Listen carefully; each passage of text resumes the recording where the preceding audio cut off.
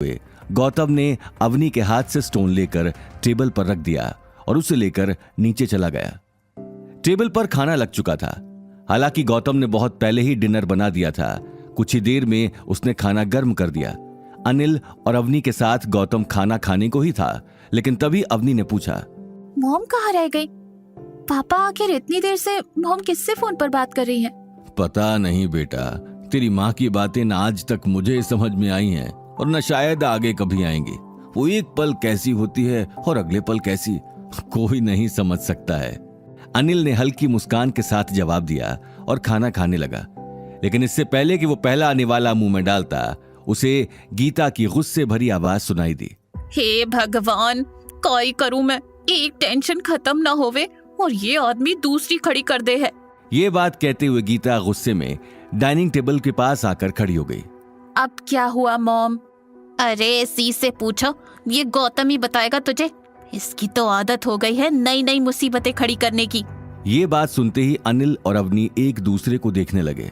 वहीं गौतम को कुछ समझ में नहीं आ रहा था। क्या हुआ? अब किस बात पर इतना तमाशा कर रही हो, बताओ भी। अभी अभी मौसा का कॉल आया था और उन्होंने मुझे बताया कि गौतम ने आज के ऑक्शन में धोखे से पासेस लिए थे, जिसकी वजह से वहाँ हंगामा भी खड़ा हो गया था। और अब ये सारी बातें मासा को भी पता चल गई हैं। नील ने उन्हें सारी बातें बता दी हैं, क्योंकि अग्रवाल परिवार का नाम बीच में आ गया है, तो सब लोग मासा से ही सवाल पूछ रहे हैं। पूरे अग्रवाल परिवार का नाम उछल गया है। और तो और ये सारी बातें शनाया के ससुराल में भी पता चल गई हैं। ये बात सुनते ही गौतम के साथ साथ अनिल और अवनी के पैरों तले जमीन खिसक गई। वहीं गौतम समझ चुका था कि नील ने बात को घुमा फिरा कर बताया था, जिससे उस पर कोई सवाल खड़ा न करे। बेचारी मासा पता नहीं क्या क्या सपने सजाकर बैठी थी शनाया की शादी के लिए, लेकिन इस आदमी की बेवकूफी की वजह से उनके सारे सपने पानी में मिल गए। अरे गौतम, जब तुझे पता था कि इस तरह के हाई फाई ऑक्शन में हम जैसे लोग नहीं जा सकते, तो फिर क्या जरूरत थी जाने की? पता नहीं कहां से वो पासेस ले आया। और जब नील तुम्हारी वहां मदद कर रहा था, तो तुम उससे भी नीचा दिखा कर आ गए। मुझे तो समझ नहीं आता कि तुम हमारे परिवार को एक होने भी दोगे या नहीं। पहले इस परिवार में लड़ाइयाँ कम होती हैं, जब तुम आग में घी डालने का काम करते रहते हो। अपनी बात कहते हुए गीता गुस्से में गौतम के सामने आकर खड़ी हो गई। उसका चेहरा गुस्से में लाल हो चुका था, लेकिन इस बार अवनी भी शांत होने वाली नहीं थी। उसने कहा, मॉम, आज जो भी हुआ उसमें सारी गलती नील की है और आप उसी को डिफेंड कर रही हैं और गौतम को भला बुरा बोल रही हैं, जबकि गौतम की तो इसमें कोई गलती भी नहीं थी। ये कैसे नहीं है इसकी गलती? बिल्कुल इसी की गलती है। नील ने सब बताया है कि गौतम ने इम्प्रॉपर वे से पासेस दिए। जब इसका झूठ पकड़ा गया तो ये आदमी वहाँ से निकल आया। इसकी हरकतों से ऑक्शन का मैनेजर भी कितना नाराज हो रहा था, लेकिन ये साहब तो गर्व से मुंह उठाकर वहाँ से चले आए। गीता की बात सुनकर गौतम और अनिल की हैरानी बढ़ती जा रही थी। ये सब आपसे नील ने कहा? हाँ, तो और कौन कहेगा?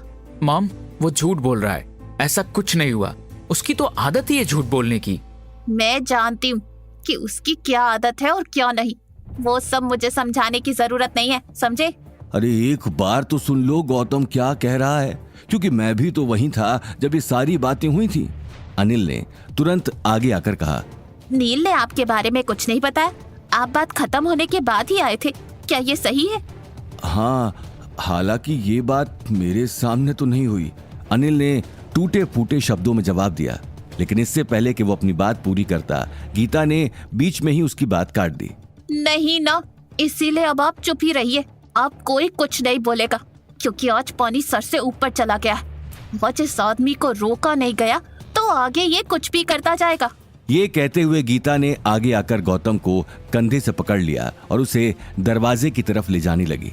चलो अभी के अभी मेरे साथ अग्रवाल हाउस जाओ और नील से माफी मांगो। गौतम गीता के गुस्से के आगे कुछ कह नहीं पाया, लेकिन ये बात अवनी अपने पेट में पचा नहीं पाई और तुरंत गीता के सामने आकर खड़ी हो गई। आगे की कहानी जानने के लिए देखिए अगला एपिसोड सिर्फ पॉकेट एफएम के यूट्यूब चैनल पर और रॉयल वारिस के सारे एपिसोड्स को सुनने के लिए डिस्क्रिप्शन में दी लिंक से डाउनलोड करें पॉकेट एफएम ऐप।